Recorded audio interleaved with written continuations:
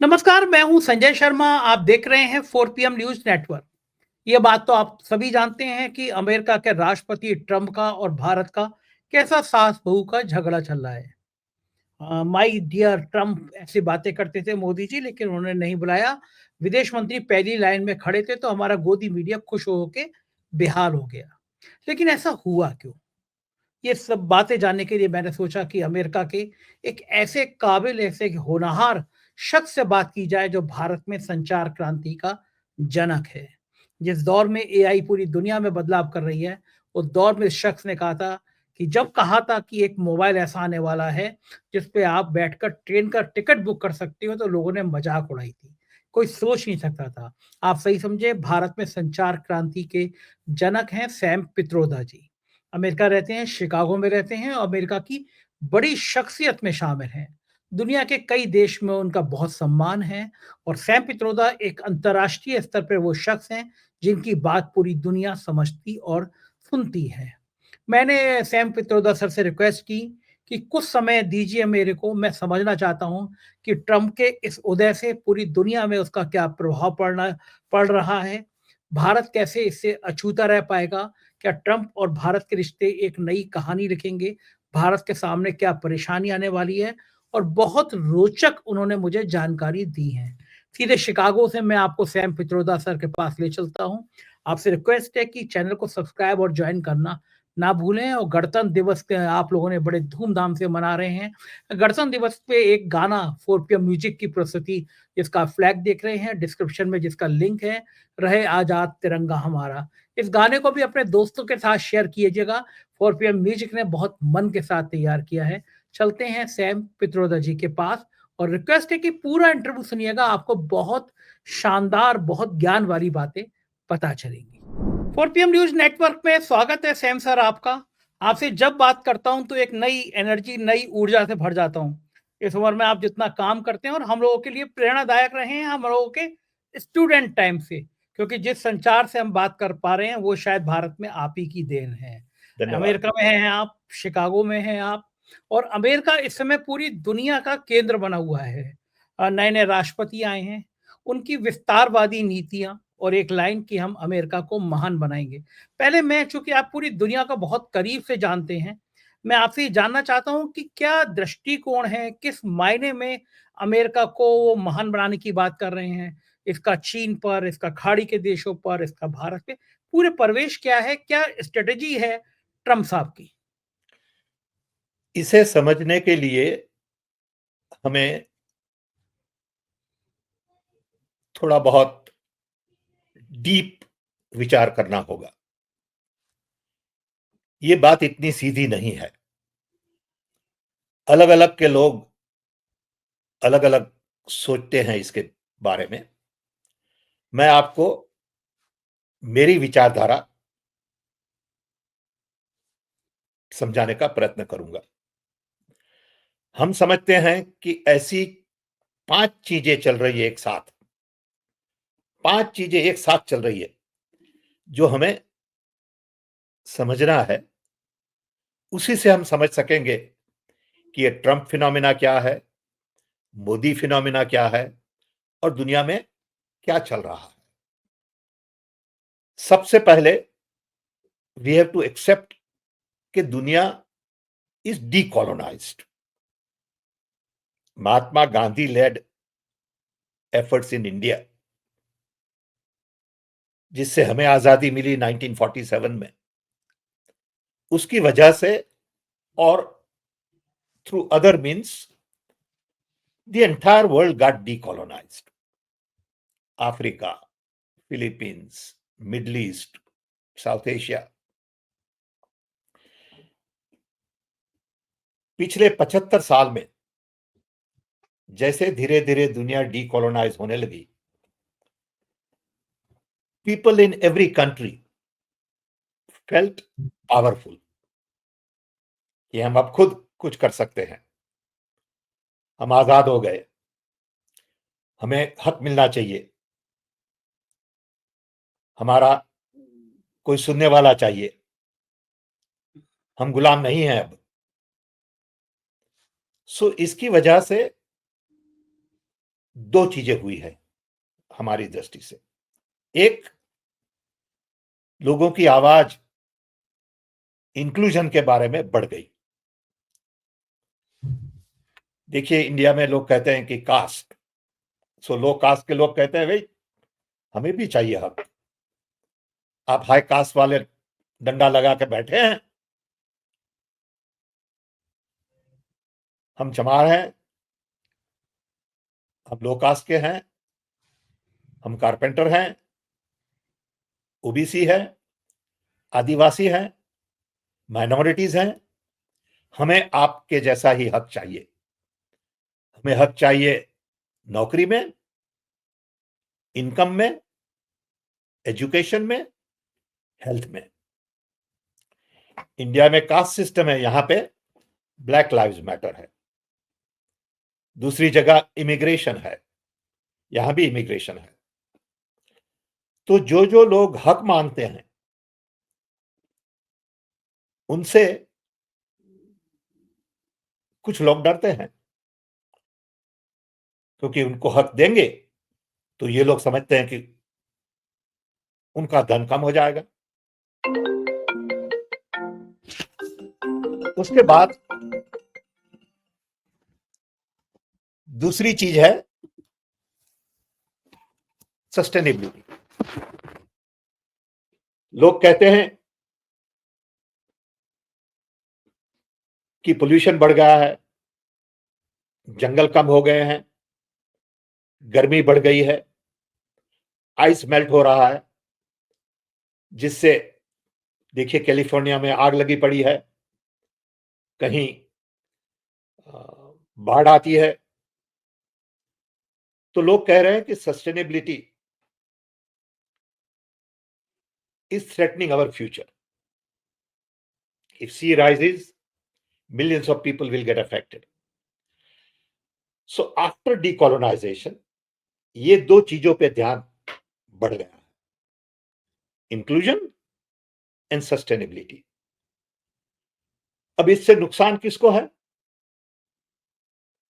जो rich and powerful हैं, वो कहते हैं कि ये तो जमीन से लोग आ रहे हैं, नीचे वाले हमें परेशान करेंगे, हमसे मांगते हैं कुछ, तो हमें पावर छोड़ना पड़ेगा थोड़ा बहुत उनके लिए। So rich and powerful have come together. Rich and powerful is saying we must guard. It is sort of a new concept of colonization, saying हम अपनी वेल्थ गार्ड करते हैं और किसी को उसके पास नहीं आने देंगे। साथ साथ में China has been able to rise. पहले क्या था कि लोग समझते थे कि अमेरिका जितना पावरफुल कोई नहीं हो सकता। अब China has become very powerful because सब प्रोडक्शन चला गया चाइना में। दुनिया कोई कुछ बनाती नहीं है, सब चीजें चाइना से आती है। सो चाइना को चेक करना ये रिच एंड पावरफुल के लिए बहुत इंपॉर्टेंट हो गया। बोले इसको नहीं चेक करेंगे तो हमारा धन भी जाएगा, हमारा पावर भी जाएगा, और इस सब में टेक्नोलॉजी ने बहुत बड़ा काम किया है। Technology has played a very important role in the last 10-15 years, especially social media and now AI। Social media में क्या हुआ है कि थोड़ी बहुत कंपनी, 5 कंपनियां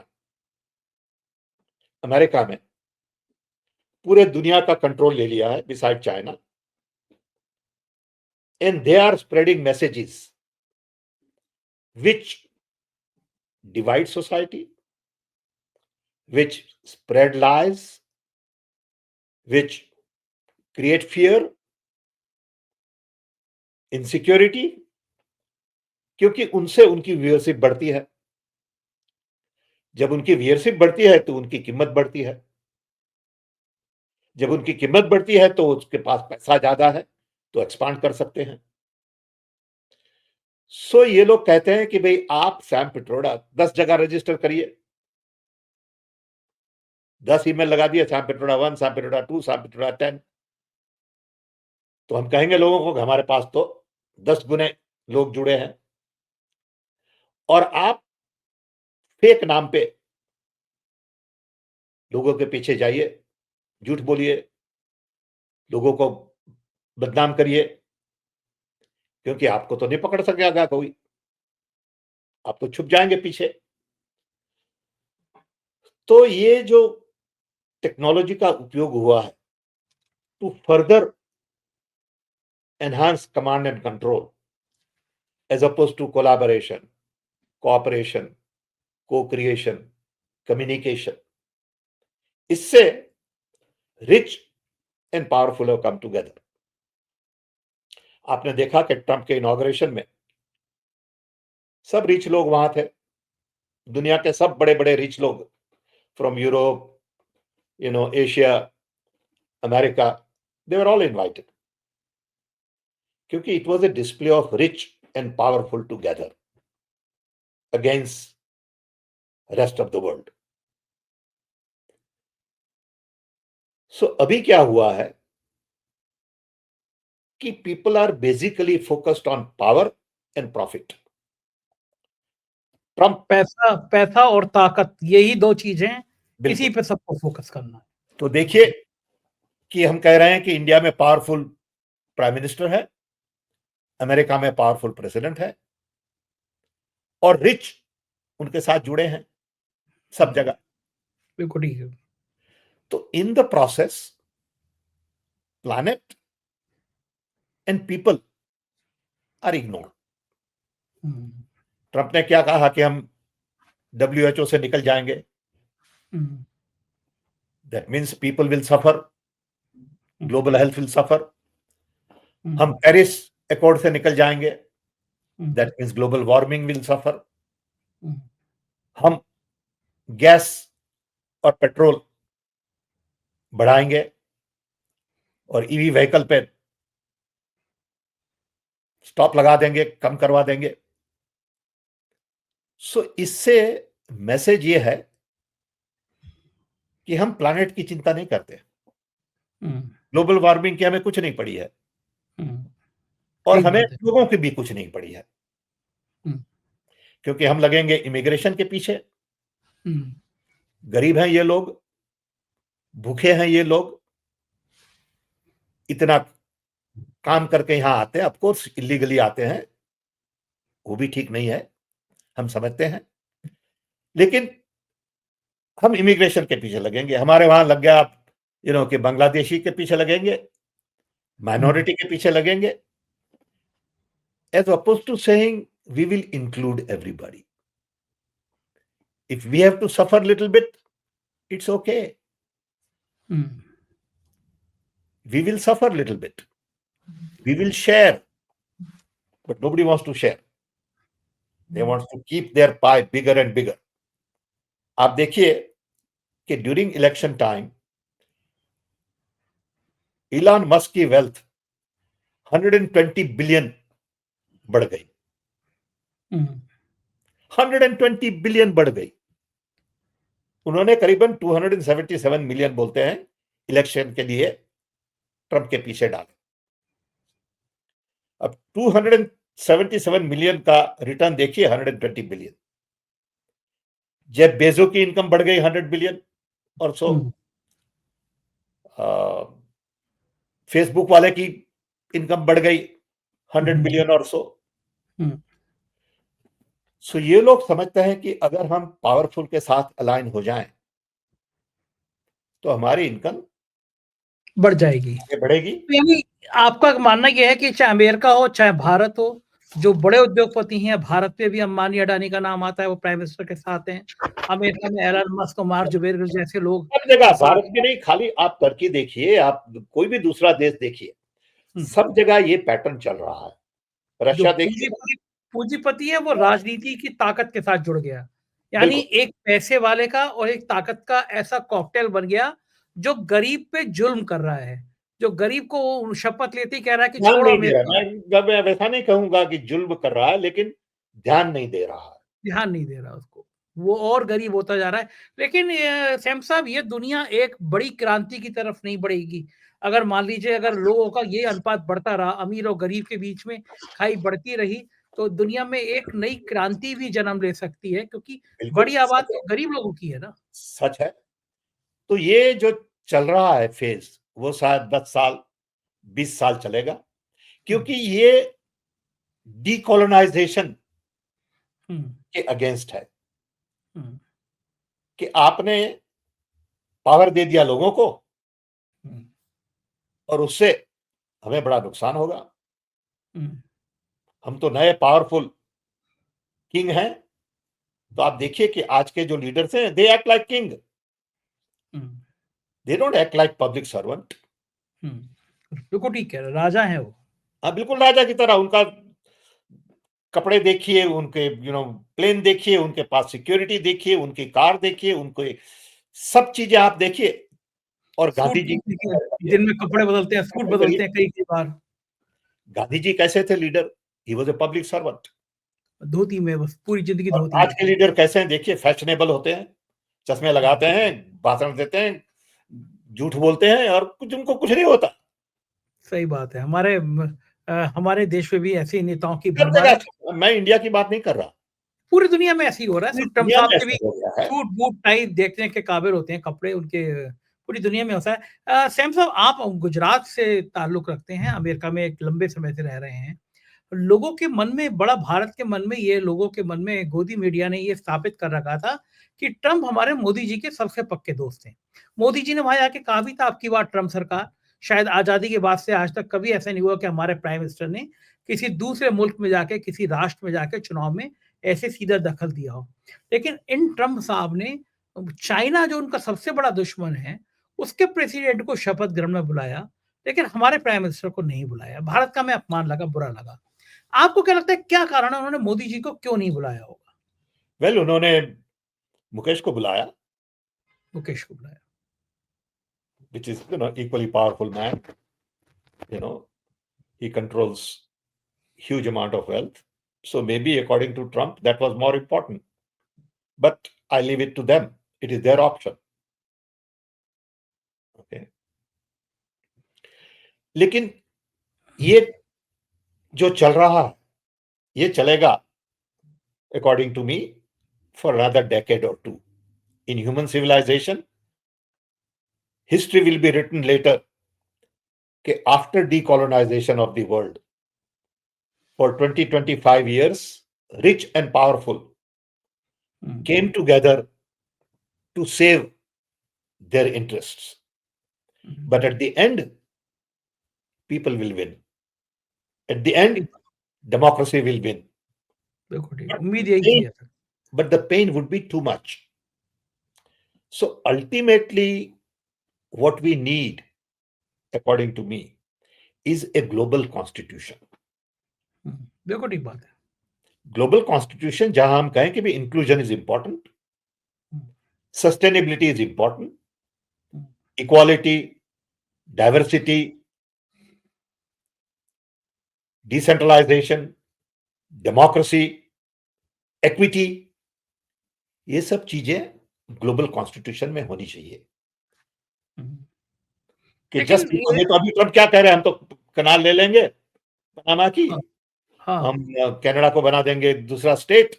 आई हाँ, mean, you can't even talk like this, but they do, and they can get away with it, and they get respect for this kind of conversation by many. लेकिन सेम साहब, जो पहले की जो स्थापित चीजें हैं, संयुक्त राष्ट्र संघ हो, ऐसे अंतरराष्ट्रीय संस्थाएं हो, उनकी भी तो कोई नहीं सुन रहा। युद्ध हो रहे हैं, रूस यूक्रेन में नहीं सुन रहा। क्योंकि उनको ये लोग फंड करते हैं। देखिए डब्ल्यूएचओ का क्या हुआ, अमेरिका $1 बिलियन देती है, वो निकाल लिया। अब $1 बिलियन चला गया तो WHO total fund would be reduced by 25% or whatever the number it is. Okay. And it will be paralyzed. So money talks. हम हर वक्त कहते हैं कि there is a golden rule, the one who has gold makes the rule. जिसके पास सोना है वो रूल बनाते हैं। तो इनके पास सोना है तो वो कहते हैं हम रूल बनाएंगे। आप कौन होते हैं? हाँ, सो जब तक there is no global constitution, some amount of global governance doesn't mean global sarkar. It means some concern for global issues, whether it is global warming, inclusion, human rights. अभी देखिए, जब ह्यूमन राइट्स लिखे गए थे तब social media तो था नहीं। अब हमें समझना है कि भाई डिजिटल सिटीजन के ह्यूमन राइट्स क्या है।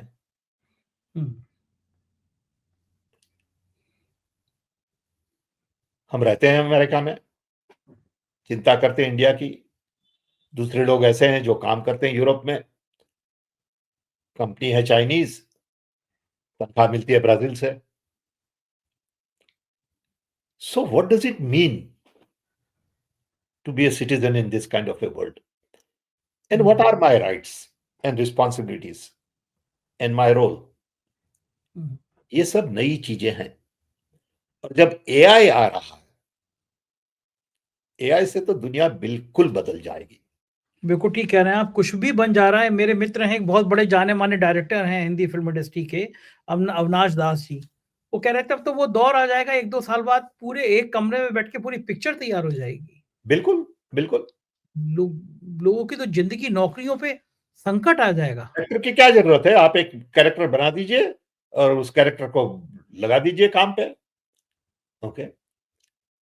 सो कितनी दुनिया सैम साहब बदल गई। आपने, मुझे अभी तक याद है जब आपने एक बार कहा था, राजीव गांधी के साथ थे आप, आपने कहा था कि कुछ दिनों बाद एक ऐसा मोबाइल होगा जिस पे आप अपने रेलवे का टिकट बुक कर सकते हैं। और मैं खुद उन रेलवे के रिजर्वेशन की लाइनों में लगा हूँ। एक रिजर्वेशन लगाने के लिए आपका 50वां 60वां नंबर आता था। लोग सुबह ही सुबह पहुँच जाते थे। तो आपने जब कहा था, मुझे अभी तक याद है कि एक फ़ोन होगा जिसको बटन दबा के आप रिजर्वेशन कर देंगे। लोगों ने आपकी मज़ाक उड़ाई थी कि ऐसा कैसे हो सकता है? देश ने मज़ाक उड़ाई थी। और आज वो संचार क्रांति वहाँ तक आ गई कि एआई मेरी और आपकी बातचीत को भी आर्टिफ़िशियल तैयार कर सकता है। बिल्कुल, बिल्कुल। ये और ये जो विज्ञान बात का करें। हाँ, गो अहेड। प्लीज आप। विज्ञान का ये विज्ञान का पॉजिटिव साइड है एआई, या विज्ञान अब उस जगह पे ले आ रहा है जहाँ इंसान की कीमत कम होती चली जा रही है? नहीं, ऐसा नहीं। विज्ञान की ऑलवेज दो साइड्स होती है, हुँ, पॉजिटिव एंड नेगेटिव। हुँ, हम हर वक्त कहते हैं कि आप नाइफ देखिए, चक्कू। हुँ, चाकू से आप किसी को मार सकते हैं हुँ, और उसी चाकू से आप फ्रूट को काट सकते हैं खाने के लिए। हुँ, सो people will have to decide how they use this okay, people will have to decide that technology has to be for the benefit of the humanity. Nuclear technology देखिए, न्यूक्लियर टेक्नोलॉजी में क्या है? Same issue, but we figured out how to manage. So AI also will figure out how to manage over a period of time. ठीक बात है, बिल्कुल ठीक बात है। सैम साहब, कुछ सवाल मैं आपसे राजनीति की भी करना चाहूँगा, क्योंकि आप राजनीतिक घराने से जुड़े रहे हैं, गांधी परिवार से बहुत करीबी रहे हैं। मोदी जी ने, आपने बताया कि मुकेश अंबानी जी को बुलाया, सॉरी ट्रंप ने मुकेश अंबानी जी को बुलाया क्योंकि ट्रंप को लगा कि मुकेश अंबानी ज़्यादा पावरफुल है। Oh, I लेकिन won't say that. I would not say that. It's up to him. हाँ, उनको लगा। हाँ. अगर वो मोदी जी को भी बुला लेते, तो क्या उनके राजनीतिक हितों में कहीं कोई कमी हो जाती? कारण क्या रहा होगा कि इतने बड़े देश के प्रधानमंत्री को नहीं बुलाया ट्रंप ने? पता नहीं, हम तो नहीं जवाब दे सकते उसके बारे में। वो तो Trump will have to decide, his team will have to decide, it is their privilege, उनका फंक्शन था। हम कौन होते हैं उसके पर कमेंट करने के लिए? अमेरिका की मीडिया में, अमेरिका के अखबारों में ये कुछ सवाल नहीं, प्रमुखता से कुछ उठा, मोदी नहीं आए हैं। कुछ नहीं, किसी ने कुछ नहीं पूछा। इसी कुछ इंडिया में लोग समझते हैं कि अमेरिका में इंडिया का बहुत इंपॉर्टेंस है। It's not true. नहीं है। कोई पूछता नहीं, कोई लोकल पेपर है, किसी को ऐसा आइडिया भी नहीं आया। फॉरगेट अबाउट आइडिया नहीं इंडियन आया कि न्यूज़पेपर, मोदी आए या नहीं आए, ये आइडिया नहीं आया किसी को। Indian newspaper, American media has never even question asked, written, it's not part of the thought process. अरे बाप रे! कोई मतलब ही नहीं है कि मोदी आए या नहीं आए, बिल्कुल कोई नहीं है, फ़र्क ही बिल्कुल नहीं नहीं है, बिल्कुल नहीं है। आप देखिए ना, आप न्यूयॉर्क टाइम्स ने कुछ लिखा, वॉशिंगटन पोस्ट ने कुछ लिखा, वॉल स्ट्रीट जर्नल ने कुछ लिखा, okay, USA today, these are all the major newspapers, television channels, you can check it. Maybe कहीं I'm कोई wrong, ज़िक्र नहीं है। कुछ नहीं, मैंने तो कुछ नहीं हाँ, देखा। यहाँ पे हमारे आज तक चैनल की अंजना ओम कश्यप थी, वो वहाँ पे अमेरिका में कह रही थी कि अभी बहुत भीड़ हो जाएगी, मोदी जी इसलिए नहीं आए हैं। अब देखना ट्रम्प जी मोदी जी के लिए अलग से बुलाएँगे हो और फिर सकता मोदी ट्रम्प को अलग से बुलाएँगे। हो सकता है, ऐसा भी हो हमारे, सकता आप तो जानते हैं हमारे मीडिया कैसे हैं। हमारे मीडिया वाले कुछ भी कह देते हैं है। और सही लोग बात है, मान कुछ भी लेते हैं, क्या करें? हाँ, एक और बड़ी मज़ेदार बात हुई कि यहाँ की गोदी मीडिया इस बात से बड़ी खुश थी कि विदेश मंत्री जो हैं, वो पहली रो में बैठे दिखाई दे रहे हैं। मतलब इसी बात से खुश थे कि विदेश मंत्री को आगे खड़ा कर लिया गया है। क्या ये खुश होने वाली बात थी? It पर्याप्त बात थी? shows it shows the colonial mindset, समझे? आप आगे खड़े हैं या पीछे खड़े हैं, उससे कोई मतलब नहीं। लेकिन we are hierarchical and we are feudal, हुँ। ओके? आगे बिठा दिया तो बड़ा अच्छा हुआ, हमको मान दिया। अरे भई, ऐसे मान नहीं दिया जाता।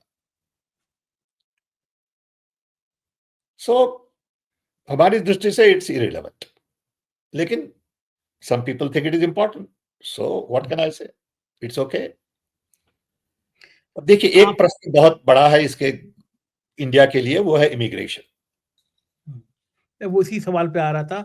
एक जी, बड़ी दर्दनाक तस्वीर सामने आ रही थी सैम साहब कि जब ट्रम्प साहब ने कहा कि 20 फरवरी के बाद जो बच्चे पैदा होंगे, वो नागरिक नहीं कहलाएँगे, तो जो 6 महीने, 7 महीने की प्रेग्नेंट लेडी है, एक फ़ोटो आई कि वो अस्पताल के बाहर बड़ी संख्या में लोग इकट्ठे हैं कि हमारा बच्चा जल्दी पैदा हो जाए, 20 फरवरी से पहले हो जाए। ये शायद मानवता के लिए भी बहुत कलंक वाली बात है। हम जिस जगह पे जा रहे हैं दुनिया में, वहाँ कलंक वाली बात है। लेकिन इंडिया ने इस पे प्रतिवाद भी नहीं किया। दूसरा बड़ा सवाल था पन्नू वहाँ पे नारे लगा रहा था, आतंकी पन्नू एक नारे लगा रहा था। भारत ने प्रतिवाद भी नहीं किया। किसी चीज़ का कोई मतलब नहीं है, इतने शरणार्थी भारत में वापस भेजे जा रहे हैं, 18,000 की लिस्ट है, सवा 7 लाख वेटिंग में है। भारत कुछ कह पाने की स्थिति में नहीं है कि हम वाक़ई में अमेरिका के सामने बहुत कमज़ोर हो गए हैं। America has taken a position on immigration, it is their privilege, president has passed orders, of course इसके बारे में लीगल बैटल भी होगा। 18 स्टेट्स और 12 स्टेट्स ने कोर्ट में चैलेंज भी किया है ये। लेकिन इंडिया के लिए 4 इश्यूज इंपॉर्टेंट है इमिग्रेशन में।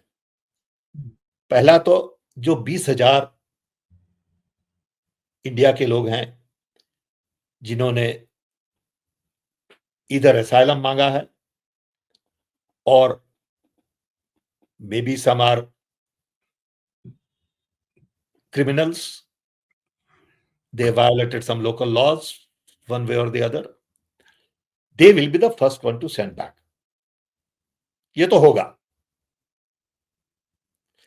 Second would be 700,000 illegal immigrants जो काम करते हैं छोटे छोटे स्टोर में, गैस स्टेशन में, रेस्टोरेंट्स में, खेत में, और दोस्तों के स्मॉल बिजनेस में, सम इन मैन्युफैक्चरिंग, उनको एक एक करके ढूंढा जाएगा और उनको भी वापस भेज दिया जाएगा। इनमें से कितने पाए जाएंगे वो किसी को पता नहीं है। थर्ड इज स्टूडेंट्स, हमारे देश से सबसे ज्यादा स्टूडेंट्स यहां आते हैं, वो नंबर भी बदलेगा, क्योंकि स्टूडेंट को काम करने का मौका ये सरकार शायद नहीं देगी। लेकिन जो बहुत पढ़े लिखे हैं उनको they will welcome, and that relates to H-1B visa. अब जैसे जैसे AI का उपयोग ज्यादा होता रहेगा, वैसे वैसे white collar jobs will be reduced. So इसकी इफेक्ट इंडिया पे होगी. बड़ी बड़ी हमारी सॉफ्टवेयर कंपनियां जो है, TCS, Infosys, Wipros and others, they will get affected. They know it. And they already sense slowdown in many ways. जो आपने बताया citizenship, it really applies to H-1B visa more than anybody else. जो citizens हैं America के Indians, जो regular residents हैं America में Indians, उनके लिए it is not a problem. Their children will get citizenship. The citizenship will not be given to people who are on temporary visa, illegal immigrants, and also for those who specially fly in from other countries to deliver babies here. A lot of rich people do that. A lot of rich people fly in to America to deliver babies from all over the world so that their children in the future will have option to be American citizen. That will not be available according to what is going on. So immigration issue is on everybody's radar. क्योंकि America में 11 million illegal immigrants हैं. That's it. बहुत बड़ा number है. अब उनकी जरूरत भी है, क्योंकि वो छोटा बहुत काम करते हैं जो दूसरा कोई नहीं करता. वो खेत में जाते हैं, वो घर संभालते हैं लोगों का, वो ड्राइविंग करते हैं, रेस्टोरेंट में बर्तन धोते हैं. सो इसके लिए भी वर्कफोर्स चाहिए. ये सब चले गए तो ये काम कौन करेगा? सही बात है. एक बड़ा प्रश्न है. लेकिन हम जब देखते हैं अमेरिका और इंडिया की रिलेशनशिप, हमें दुख होता है कि दो डेमोक्रेसीज, एक सबसे पुरानी, एक सबसे बड़ी, खाली ट्रांजैक्शन पे काम करती है. यानी आप ये करिए, हम वो करेंगे आपके लिए. आप हमारे फाइटर प्लेन खरीदे, हम आपसे ये खरीदेंगे. सो ये एक व्यापार जैसा हो गया है. अब आप देखिए कि नेहरू के टाइम में, कैनेडी के टाइम में क्या था कि हमें IIT बनानी है, हमें IIM बनानी है. आप आइए अमेरिका, आपकी यूनिवर्सिटी को बोलिए हमें मदद करें, और हम साथ बैठ के ऐसी इंस्टीट्यूशन बनाए जो हमारे इंजीनियर्स दुनिया के काबिल बने. वो स्ट्रेटेजिक रिलेशनशिप थी. अभी अमेरिका और इंडिया को बैठ के 2-3 इंपॉर्टेंट स्ट्रेटेजिक चीजों पे ध्यान देना है. एक तो है मैन्युफैक्चरिंग, कि हम साथ मिलके कैसे मैन्युफैक्चरिंग को डेमोक्रेटिक कंट्रीज में ला सके. इंडिया हो और दूसरा कोई कंट्री हो, doesn't make any difference, but we should move manufacturing, and that's what America wants, all from China to some to democratic countries.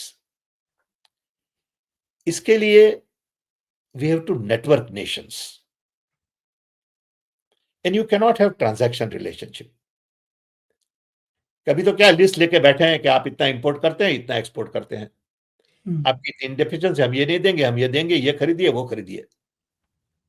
rather than saying we will help you improve your education, we will help you improve your health system, you help us in technology, you have manpower, you have a lot of young people who go to colleges, can't find jobs, will find jobs for them even if they are in India.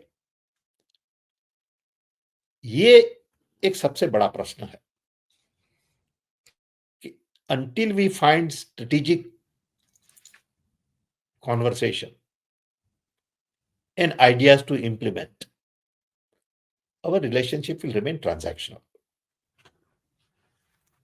बिल्कुल ठीक कह रहे हैं Sam साहब, ये बहुत ज़रूरी है।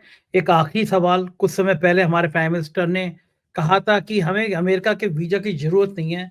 मैं भारत को वैसा बनाने जा रहा हूँ, वैसा भारत होने जा रहा है कि अमेरिका के लोग भारत आने के लिए वीज़ा के लिए लाइन में लगे होंगे। अब तो देखिए, तस्वीर लोग कुछ भी बोल देते हैं, बिना सोचे, बिना समझे। ये आज की लीडरशिप की खूबी है। उन्हें झूठ बोलने में शर्म नहीं आती किसी को। लोगों को समझते हैं उल्लू है सब लोग, तो कुछ भी बोल दिया कि हम विश्व गुरु बन गए हैं। ओके, बोल दिया कि हम सबसे पावरफुल हो गए हैं। What you need is focus on India to create jobs, to improve standard of living, to lift poor who are at the bottom of the pyramid, to improve health system. ये सब challenges हैं। सही बात है। ये बड़े जब challenge हैं। जब तक इसको आप नहीं समझेंगे और संभालेंगे, तब तक यंग लोग अपॉर्चुनिटीज बाहर देखेंगे, हो जाएंगे बाहर। वो कह रहे हैं कि मैं, अब देखिए, राहुल गांधी और हम गए थे डालास में, सम यंग लोग थे हरियाणा से, उन्हें मिलने। तो उस वक्त राहुल गांधी ने पूछा कि भाई आप लोग 40 लाख 25 लाख का कर्जा करके अमेरिका आते हैं, बड़ी कठिन जर्नी होती है। आप इंडिया से टर्की जाते हैं, टर्की से कजाकिस्तान जाते हैं, कजाकिस्तान से फिर साउथ अमेरिका जाते हैं, फिर चलते हैं, मारपीट करते हैं, भूखे रहते हैं, प्यासे रहते हैं, और फिर आप अमेरिका पहुंच जाते हैं। लेकिन आप ये 25-40 लाख को लगा के देश में क्यों नहीं धंधा करते? अब यहां ट्रक चलानी है तो आप 40 लाख की ट्रक ले लो हमें इंडिया में, वहां चलाओ। तो बोले नहीं सर, हमें वहां कोई साथ नहीं देगा। सब लोगों ने कहा कि अमेरिका आए तो हमें लगा कि हम फ्री हो गए। हमें किसी ने नहीं पूछा कि आपकी जात क्या है। हमें किसी ने नहीं पूछा कि आप कौन सी भाषा बोलते हैं, कौन सा धर्म पालते हैं। तो इंडिया में जब हम होते, छोटा धंधा करते, तो लोग हमें परेशान करते, क्योंकि हम पिछड़े वर्ग के हैं, क्योंकि हम माइनॉरिटी वाले हैं। तो यहां आके हमें फ्रीडम मिली। अब जब जब तक हम इस पे ध्यान नहीं देंगे, तब तक जवान क्यों इंडिया में रहेगा? बिल्कुल ठीक बात है। मौका मिलने से वो बोलेगा हम भी बाहर जाएंगे। बिल्कुल, बिल्कुल ठीक बात, मैं सहमत हूँ आपकी बात से, लेकिन एक चीज़ और सच ये भी है कि दुनिया में जो भारत छोड़ के दुनिया में जाके एस्टेब्लिश हो रहे हैं लोग, उसमें बहुत बड़ी संख्या करोड़पतियों, अरबपतियों की भी है। पैसे वाले भी हिंदुस्तान छोड़ के भाग रहे हैं। जो सूची आ रही है वो लगातार बढ़ती चली जा रही है। हर साल ज़्यादा लोग जा रहे हैं और पूँजीपति जा रहे हैं। आप देखिए इसकी दुबई में, आप जाइए दुबई में और मिडिल ईस्ट में, क्या है? इंडियन पॉपुलेशन है, rich Indians are there. Hmm, okay, हमारे एक दोस्त हैं, I wouldn't give his name, but बड़े तगड़े प्यारे दोस्त हैं, very smart, made lot of money, hmm, और बोले हमें टैक्स नहीं भरना इसके बारे में, क्योंकि टैक्स कोई फ्यू $100 मिलियन का टैक्स होगा। तो शिफ्ट हो गए दुबई, वहां टैक्स नहीं है, तो बचा लिया couple of $100 million. Hmm, that's lot of money. Hmm. वहां रहते हैं, वो खुश हैं। तो यू आर राइट कि बहुत सारे रिच 2 जगह 3 जगह अपना पैर रखते हैं कि कुछ भी हुआ तो हम छोड़ के चले जाएंगे। आप देखिए कितने रिच लोग ऑफ इंडियन ओरिजिन लंदन में हैं। हाँ। हजारों हैं जो बहुत पैसे वाले हैं जो लंदन में रहते हैं। इंडिया में भी घर है।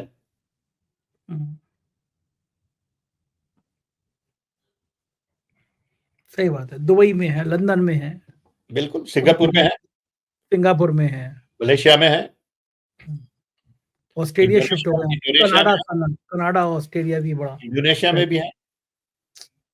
बड़ा खराब है ये देश के लिए, लेकिन व्यवस्थाएं 10 सालों में ऐसी हो गई है, कुछ कहा नहीं जा सकता। अब बहुत बहुत शुक्रिया सैम सर, आए आपने मुझे इतना समय दिया, मुझे आपसे बात करके बहुत अच्छा लगा। थैंक्स। ये थे सैम पित्रोदा जी, और आपने सुना कि पूरी दुनिया किस तरह हमारे ऊपर बात करती है।